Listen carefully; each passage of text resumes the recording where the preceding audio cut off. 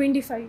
25 में दे रहे हैं, तो you have started preparation? Yes ma'am. What stage are you in your preparation? क्या हो गया एक बार सारे सोर्सेज? सिलेबस मेरा प्री का मेंस का भी एक बार मैंने पढ़ लिया, और प्री का मेरा इकोनॉमी रहता है, और जोग्राफ़ी मेरी फ़िज़िकल जोग्राफ़ी रहती है, बाकी मैंने पढ़ लिया है. आई थिंक आंसर बैठ जाइए. आपका नाम? आसिया जावेद. आसिया. तो बहुत रेलिवेंट क्वेश्चन है कि हम आंसर राइटिंग कब करें, पढ़ते पढ़ते साथ साथ करें या पूरा सिलेबस हो जाए उसके बाद करें, क्योंकि तब तक काफ़ी टाइम तक ऐसा होता है कि जो पढ़ा होता है वो भूल जाता है हमें. तो आई वुड सजेस्ट, क्योंकि अभी आपके पास टाइम है, आप 25 का अटैम्प्ट दे रहे हैं, you should first try to complete all your syllabus once, क्योंकि आंसर राइटिंग के लिए आपको कुछ ना कुछ तो दिमाग में रिटेन होना चाहिए, right? You should have a basic understanding of something, तभी आप आंसर देख के एटलीस्ट ये समझ पाएंगे कि उस क्वेश्चन में लिखना क्या है. ठीक है? So for that you have to complete your syllabus once. एक बार अच्छे से पूरा सिलेबस कर लीजिए. उसके बाद जब आप सेकेंड थर्ड रीडिंग कर रहे हैं, उस टाइम पे आप टॉपिक पढ़ते पढ़ते अपना PYQ देखिए कि इस टॉपिक से कौन से PYQs आए हैं मेंस में. ठीक है? फॉर इंस्टेंस जैसे आपने पॉलिटी पढ़ा होगा, ठीक है? तो आपने पॉलिटी पढ़ा, उसमें आपने आर्टिकल्स पढ़े, ठीक है? अब आप देखेंगे, जब आपने आर्टिकल्स पढ़े तो आप देखेंगे कि 2022 या 23 में आर्टिकल 21 पे क्वेश्चन आया है कि सुप्रीम कोर्ट की जजमेंट्स बताइए जिन्होंने आर्टिकल 21 की अंडरस्टैंडिंग को ब्रॉडन किया है. First time reader can not understand that question and answer that question, but जब आपने एक दो बार पढ़ा है, आर्टिकल 21 को भी अच्छे से पढ़ा है, फंडामेंटल फ्रीडम्स को अच्छे से पढ़ा है, at that time you will be better place to answer that question. उस टाइम पे आप समझेंगे कि ठीक है, इस क्वेश्चन में क्या लिखना है, ऐसे लिखना है, ऐसे लिखना है.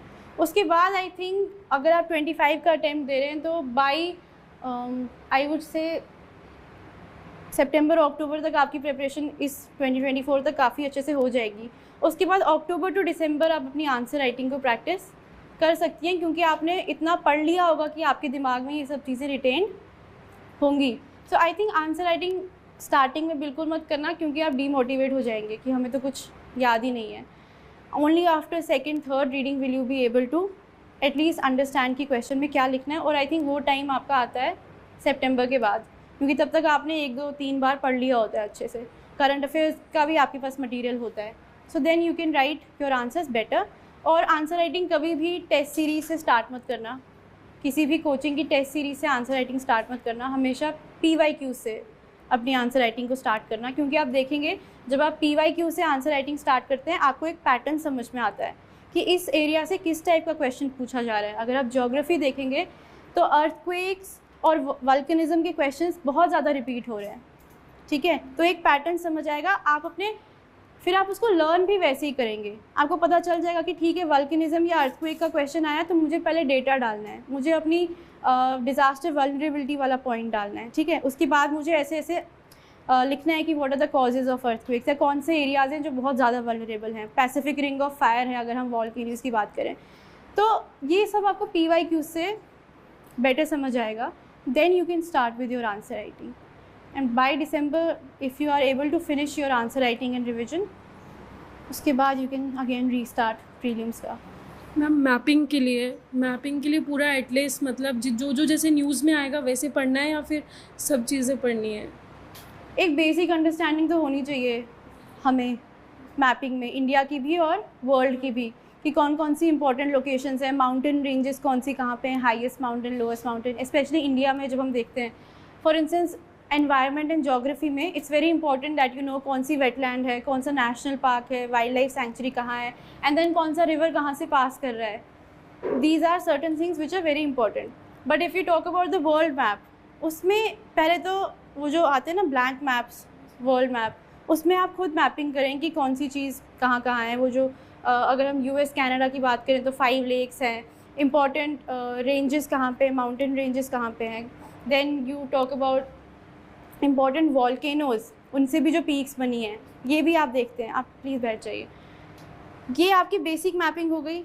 उसके बाद आप देखते हैं कि न्यूज़ में कौन कौन से प्लेसेस इंपॉर्टेंट हैं. अगर आप 2023 का प्री का पेपर देखें तो उन्होंने पूछा है आपसे गोलान हाइट्स कहाँ पे हैं, ये सारी लोकेशंस कहाँ पे. Why? Because they have been in news. अब Russia Ukraine war has been in news for so long, तो obviously they will ask questions वो मैपिंग आप न्यूज़पेपर या किसी भी करंट की, अब आप देखेंगे if you follow any monthly magazine और पीटी, उनके लास्ट पे मैपिंग का भी दिया होता है, what are the places in news.